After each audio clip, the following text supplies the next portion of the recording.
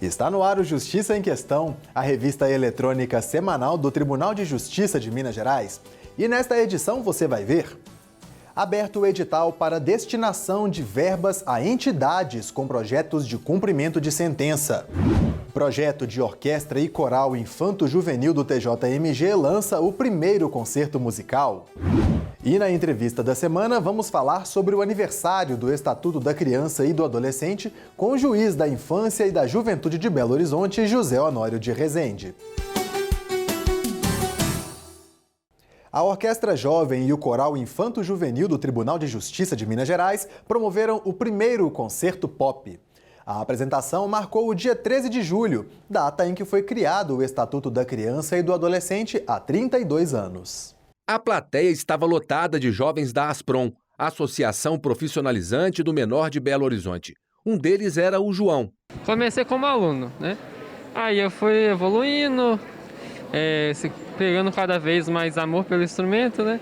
E as portas foram se abrindo, hoje eu consegui esse cargo que eu estou. É isso, uma grande evolução. De estudante da ASPROM a professor de violino da Orquestra Jovem. Primeiramente, o projeto é um projeto que ele tem esse objetivo de profissionalizar os jovens. Então, quando entrei aqui, eu nem tinha muito essa mentalidade. Mas aí eu fui cada vez gostando mais das coisas pelo projeto, né? O projeto que é grande e tem todo esse trabalho com a gente. E isso foi cada vez mais me motivando a evoluir. E a gente foi evoluindo e chegou onde está hoje. O primeiro concerto pop da Orquestra Jovem e Coral Infanto-Juvenil do TJMG foi realizado na sede da Corregedoria do Tribunal, no centro de Belo Horizonte.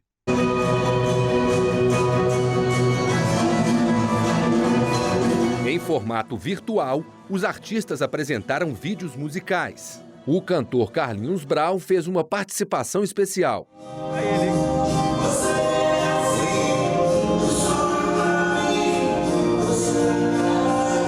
A ideia é relembrar a trajetória de luta e superação vivenciada na pandemia pelas crianças e adolescentes do projeto de música da Coordenadoria da Infância e da Juventude. É uma parceria de inclusão social e de profissionalização, de música, de poesia, de encontro, compartilhamento, de mãos entrelaçadas. A ASPROM é um braço social importantíssimo do tribunal que forma jovens de baixa renda e os ensina a trabalhar. O meu chefe de gabinete, por exemplo, Adriano, veio da ASPROM. E logo depois formou-se em letras, formou-se em direito, mestre em direito, doutor. A ASPROM tem revelado pessoas de alto gabarito. E o Adriano, chefe de gabinete do presidente, nessa história se emociona. Iniciei na ASPROM a convite de um servidor do Tribunal de Justiça em 1993, quando falou para os meus pais da oportunidade de fazer a inscrição na ASPROM, participar de um curso e ter uma oportunidade de trabalhar logo já nos meus 16 anos de idade. Com muita vontade, muita determinação e emoção também. E fiquei, portanto, na ASPROM por 1 ano e 8 meses, aqui no Tribunal de Justiça, onde trabalhei com seriedade, com compromisso, com vontade de aprender. A ASPROM foi um grande caminho para você?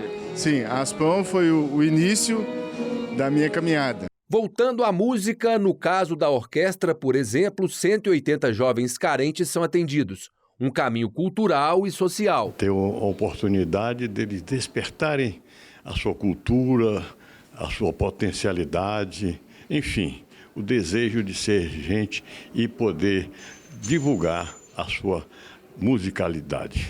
O concerto pop foi realizado no dia em que o Estatuto da Criança e do Adolescente, o ECA, completou 32 anos. Há 32 anos atrás, a criança e o adolescente foram reconhecidos como seres humanos, porque antes, no Código de Menores, eles eram tratados como objetos. Eles não tinham direitos, eles não tinham deveres. Então, essa lei veio trazer esse reconhecimento. Então, é uma conquista muito grande que as crianças e adolescentes tiveram. E no próximo bloco, projetos de entidades públicas ou privadas podem ser beneficiados com verbas de prestações pecuniárias.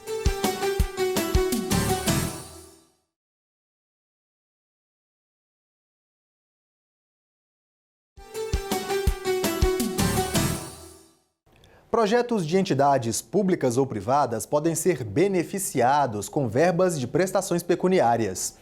Os recursos, que são pagos pelos sentenciados da Justiça como parte da pena a ser cumprida, financiam projetos em prol da sociedade.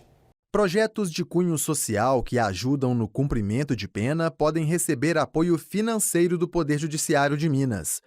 Cursos de capacitação para egressos do sistema penal, iniciativas de reeducação contra violência doméstica ou para comportamento no trânsito são alguns exemplos de projetos já beneficiados com as verbas das penas pecuniárias. Essa verba, ela vem através do pagamento das prestações pecuniárias, que ela é um tipo de pena restritiva de direito. Então, quando a pessoa é condenada, ela pode ser condenada a algumas penas restritivas de direito. Tem 3 modalidades, basicamente. Uma delas é o pagamento de uma prestação pecuniária, que o juiz lá da condenação que vai firmar.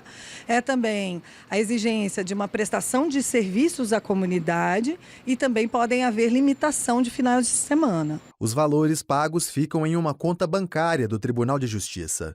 Quem monitora a destinação e execução dos projetos é o Setor de Fiscalização de Penas Substitutivas, o CEFIPS, vinculado à Vara de Execuções Penais de Belo Horizonte. Um dos projetos selecionados no último edital foi o da AVSE Brasil, a Associação de Voluntários para o Serviço Internacional. A entidade recebe pessoas que foram sentenciadas a prestar serviços à comunidade. Nós encaminhamos eles para um curso, é um curso de agente ambiental, onde eles fazem 8 horas de formação teórico e prático, e a partir desse momento eles estão aptos para ser encaminhados para os parques de Belo Horizonte. Belo Horizonte é uma cidade que tem aí mais de 70 parques distribuídos, então é um ambiente muito importante para os cidadãos e para a sociedade belo-horizontina, né?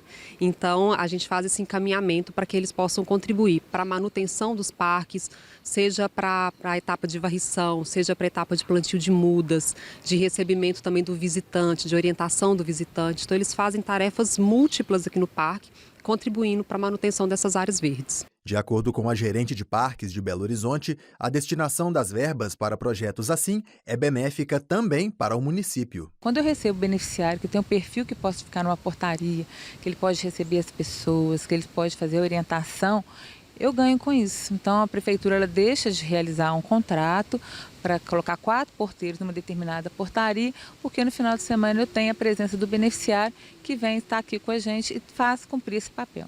Todo ano, o Tribunal de Justiça de Minas Gerais faz a destinação das verbas das penas pecuniárias e sempre para projetos que se relacionam com algum tema, como, por exemplo, violência doméstica ou segurança no trânsito. E o edital aberto agora, em 2022, vai destinar R$ 2.700.000 para as entidades selecionadas. Com uma diferença, o preenchimento do edital será todo eletrônico e ele traz um eixo temático inovador: o combate à fome. Um novo mundo pós-pandemia, um novo mundo de incertezas, um novo mundo que veio fome, um novo mundo com frio, né? Um novo mundo de imigrantes dentro de nossa Belo Horizonte, do nosso estado. Então, pensando muito nisso, é que fizemos um eixo novo para cuidar, para ter oportunidade de oferecer às entidades que zelam por essas pessoas a oportunidade de atendê-las com maior dignidade, né? De oferecer refeições, de oferecer aconchego, de oferecer agasalhos, vestuário a essa população tão vulnerável que hoje está nas ruas de Belo Horizonte e que nos toca a todos. E não são pessoas invisíveis. Com a reabertura dos parques em Belo Horizonte, os sentenciados voltaram ao trabalho presencial. E a fiscalização é rigorosa. A pessoa, se ela não comparece, ela vem uma vez e não comparece mais ao serviço comunitário, a gente faz algumas intervenções. A nossa equipe social, eles ativam essa pessoa, entram em contato para entender as motivações e entender se há uma justificativa para que não esteja em cumprimento, né? E a gente dá algumas oportunidades para que a pessoa retorne ao cumprimento. Mas se mesmo assim, após essas tentativas, a pessoa não retornar, a gente encaminha de volta e comunica ao juiz o descumprimento. A gente encaminha de volta para o fórum. A ideia é conscientizar, sem deixar de fora a resposta que a Justiça deve dar. Olha, com certeza o benefício ele é mútuo. Primeiro, quando a pessoa ela vem para cá, ela contribui com o parque, na melhoria do parque, na revitalização. E a pessoa, quando ela vem aqui, ela consegue perceber, né, que esse parque foi melhorado através do serviço comunitário. Os projetos podem ser inscritos pelo SEI, o Sistema Eletrônico de Informações. O endereço é sei.tjmg.jus.br/usuário externo. O link está disponível também no portal do TJMG. E agora, vamos conferir os destaques da semana do Judiciário Mineiro. O presidente José Arthur Filho recebeu visita do presidente do Tribunal de Contas do Estado de Minas Gerais, o conselheiro Mauri Torres. O encontro foi para estreitar a cooperação entre as instituições. O diretor executivo de Finanças e Execução Orçamentária, Eduardo Antônio Codo Santos, e o diretor da Secretaria de Governança e Gestão Estratégica, Guilherme Augusto Mendes do Vale, também participaram do encontro. O presidente José Arthur Filho empossou os novos membros do Conselho da Magistratura para o biênio 2022-2024. Após a cerimônia, a primeira sessão ordinária do Conselho da Magistratura foi conduzida pelo primeiro vice-presidente, o desembargador Alberto Vilas Boas, com o julgamento de 118 feitos. Uma sessão especial da primeira Câmara Civil, realizada no auditório pleno do Tribunal de Justiça, marcou a despedida do desembargador José Washington Ferreira, que se aposenta após 32 anos de magistratura. José Washington nasceu no município de Aimorés, interior de Minas. Atuou nas comarcas de Montes Claros, Leopoldina e Coronel Fabriciano. Foi juiz eleitoral em Inhapim, Governador Valadares e em Belo Horizonte. Também foi juiz da 6ª Vara de Feitos da Fazenda Pública Municipal da capital mineira.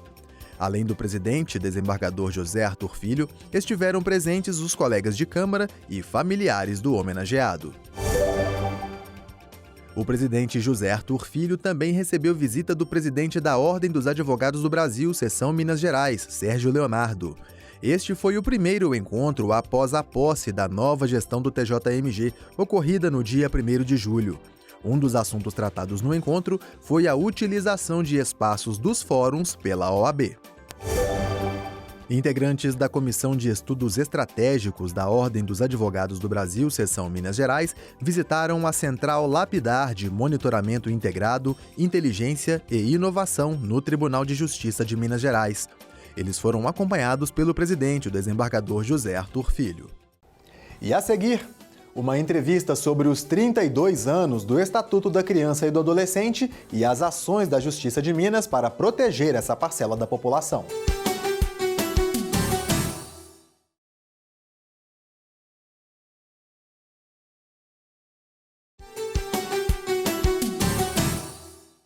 O Estatuto da Criança e do Adolescente chega aos 32 anos e nós vamos falar um pouquinho mais sobre esse texto legal com o juiz da Vara da Infância e Juventude de Belo Horizonte, José Honório de Rezende. Seja muito bem-vindo, doutor José. Muito obrigado, Eduardo, pelo convite. Prazer participar do programa. Agradecemos. Bom, doutor José Honório, o ECA foi criado lá nos anos 90. Eu queria perguntar ao senhor se as necessidades de proteção de crianças e adolescentes nos dias de hoje se mantêm as mesmas lá da década de 90 ou se foram se transformando com o passar dos anos? Bom, a ideia de um sistema legislativo voltado para crianças e adolescentes parte de um ponto fundamental, que é o desenvolvimento. Então, o que permitiu ou que autorizou a criação desse sistema legislativo, essa ideia. Crianças e adolescentes são pessoas em peculiar condição de desenvolvimento. São pessoas em constante transformação. Bem, nós temos uma sociedade em 90, né, quando surge o Estatuto, que era... nós passávamos por uma transformação democrática com a Constituição de 88. Então, o Estatuto ele vem replicar a conquista de direitos, que foi o marco fixado pela Constituição de 88. Bem, 32 anos depois, a sociedade muda profundamente num detalhe fundamental, a velocidade da informação. O mundo instantâneo gerado pela internet e o acesso quase que ilimitado de crianças e adolescentes a esses meios de informação. Fala-se muito, inclusive, em abandono digital na educação de filhos e em exploração digital, relacionado também à criação de filhos. Talvez esse seria o destaque, que eu faria, esse acesso, essa exposição, que as transformações na sociedade vieram a gerar. Você levantou um ponto curioso, porque hoje nós temos muitos desses jovens youtubers desenvolvendo atividades que, ao meu ver, se configuram quase como um trabalho, se não são de fato um trabalho. O senhor está dizendo desse tipo de coisa, desses jovens talvez expostos a certos conteúdos e trabalhando quando, na verdade, não deveriam estar fazendo trabalhos desse tipo, é isso? Observar a disciplina constitucional com menos de 14 anos de idade, não é possível qualquer tipo de trabalho para crianças e adolescentes. Então, nós temos um limite aí, uma problematização, é uma realidade, as crianças e adolescentes vivem isso e é algo que o direito tem que lidar, tem que disciplinar, levando em conta o que a Constituição já fixou, que é o limite de 14 anos para início de trabalho, porque isso é um trabalho que gera renda e muitas vezes gera exploração. Na sua visão, então, o ECA como um todo é um suporte interessante, suficiente, mas isso poderia ser melhorado ou precisa talvez ser mais avaliado, dada essa nova configuração social? Sim, o ECA ele é um instrumento muito avançado em termos de legislação. A grande virada que o Estatuto trouxe foi transformar crianças e adolescentes em sujeitos de direitos. Então, nessa condição fundamental, qualquer ação que envolve crianças e adolescentes haverá de ter limites. Por exemplo, o ato ilícito caracterizado pelo abuso de poder. Os pais, os responsáveis legais, eles podem vir a cometer ilícito, por exemplo, no modelo de exploração infantil relacionado à exposição, a abandono digital, por exemplo, que é uma linguagem nova, pedofilia, está na internet e as crianças têm acesso a isso, infelizmente. Ok. Bom, queria perguntar ao senhor o seguinte: o que é que o Judiciário Mineiro tem feito para respeitar o que diz a lei e até garantir direitos previstos no Estatuto da Criança e do Adolescente? Tem projetos, ações? Bem, sim, temos projetos. Por exemplo, nós temos um projeto muito interessante que é bem específico, relacionado à entrega legal. Esse é um capítulo muito importante do Estatuto, que foi uma conquista para a sociedade e especialmente para as genitoras, que têm um filho e não deseja levar adiante a criação daquele filho. Então, o TJ tem um programa a esse respeito, que é um programa de informação. No Brasil, para você ter uma ideia, são abandonadas 8 crianças por dia. Em contrapartida, no modelo de entrega legal, nós recebemos, no Brasil como um todo, 3 crianças por dia. Por que isso não funciona? Então, essa iniciativa do TJ de viabilizar o conhecimento desse direito protege as gestoras e protege as crianças.